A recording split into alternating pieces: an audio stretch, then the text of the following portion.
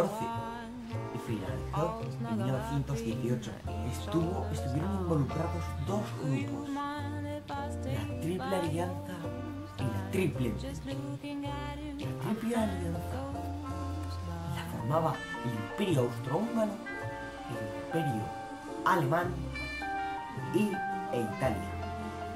Y la Triple Entente la formaba Francia, Reino Unido, el Imperio Ruso, y más tarde se unió a Estados Unidos a luchar con la Triple Entente. Ahora, vuestro tío Antonio José Federico de Larra nos va a contar cuáles fueron las principales causas humanas, económicas y sociales de la guerra. ¿Por qué se llamó la Gran Guerra?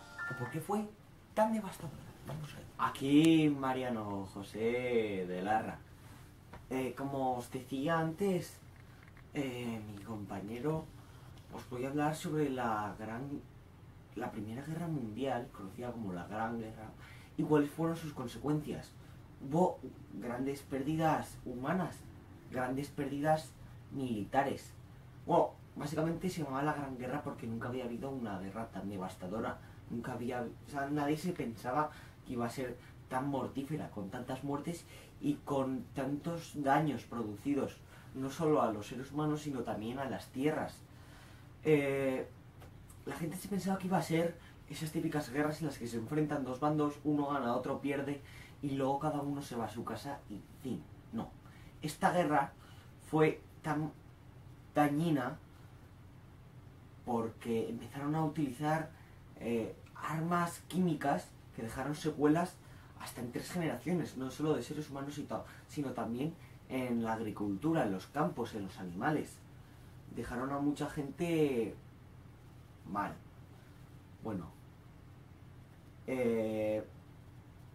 no solamente tuvo pérdidas humanas y de campos y de tal, sino que también hubo una gran crisis social y económica.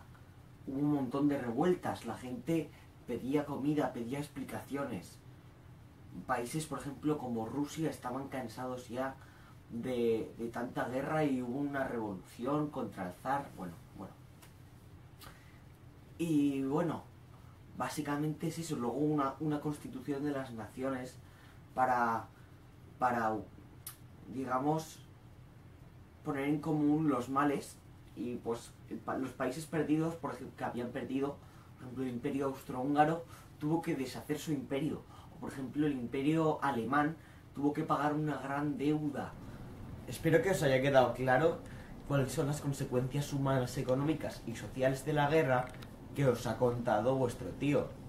Ahora va a venir mi tío Wilson, presidente de los Estados Unidos.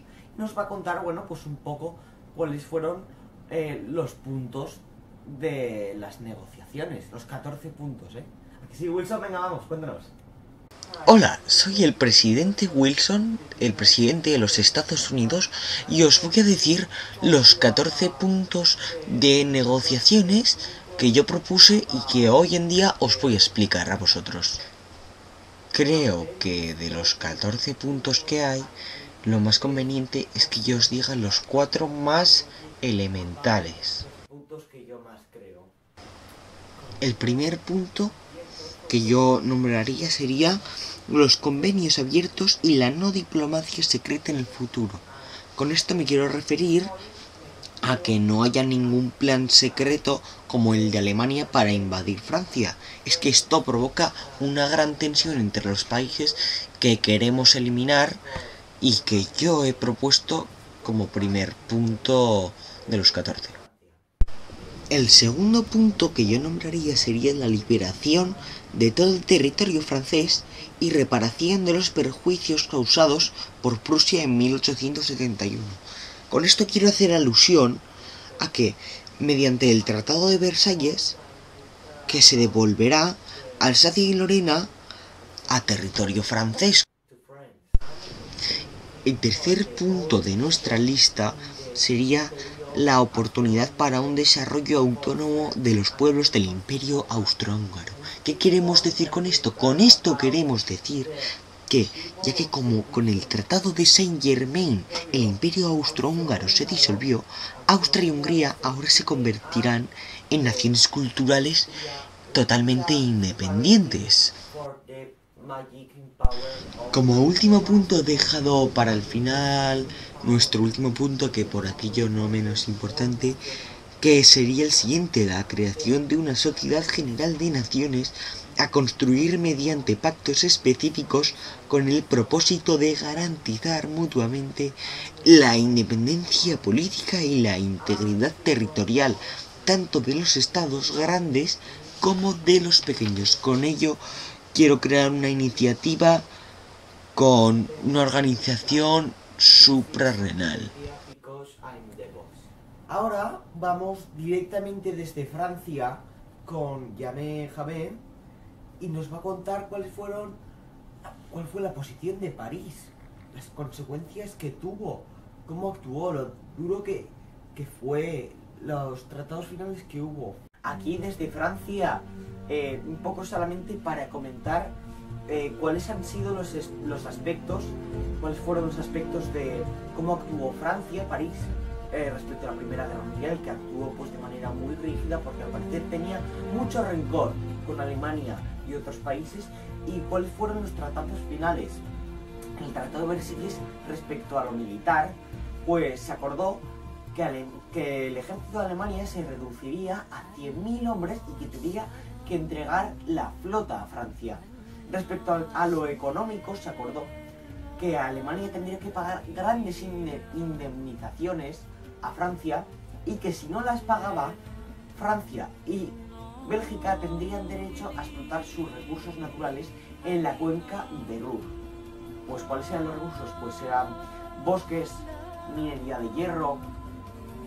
También respecto a lo territorial, fue un golpe muy bajo para los alemanes, para Alemania, porque tuvieron que devolver Alsacia y Lorena a Francia y parte de territorios de Bosnia se la tuvieron que devolver a Bosnia. En los otros 4 tratados, en el Tratado de Saint-Germain, en el de Segres, en el de Trianon y en el de Neuilly, ocurrió algo muy parecido. En el Tratado de Saint-Germain y en el de Trianon se acordó en ambos que el imperio austrohúngaro se tendría que desintegrar. En el Tratado de Segres se acordó que el imperio turco también desaparecería y que Oriente Medio tendría que devolver parte de sus territorios a Reino Unido y a Francia. En el tratado, sin embargo, de Neuilly se acordó que Bulgaria cedería parte de sus territorios a Grecia, Rumanía y Serbia. Eso es un poco. Muchas gracias, y a ver. Ahora a continuación vamos a ver cómo acabó Europa. Vamos a ver los distintos mapas, cómo cambiaron los mapas de Europa. Nos lo cuenta Doro el explorador. Cuéntanos cómo está. Sí, aquí el experto en demografía y cartografía solamente voy a comentaros hoy un poco los 3 grandes aspectos que cambiaron en el mapa de Europa tras la Primera Guerra Mundial. El primer aspecto, un poco así para comentar, fue la desintegración del imperio turco, austrohúngaro y el otomano, que con los distintos tratados se acordó, como el Tratado de Saint-Germain, el de Versalles, el de Segre, Neuilly, se acordó que se desintegraría, el de Trianon. El segundo aspecto que se puede mencionar fue la creación de estados tapón. Unos estados que se empezaron a utilizar como tapón para prevenir o para parar el pánico rojo. Pánico rojo hace alusión a la bandera de Rusia en esos momentos del comunismo.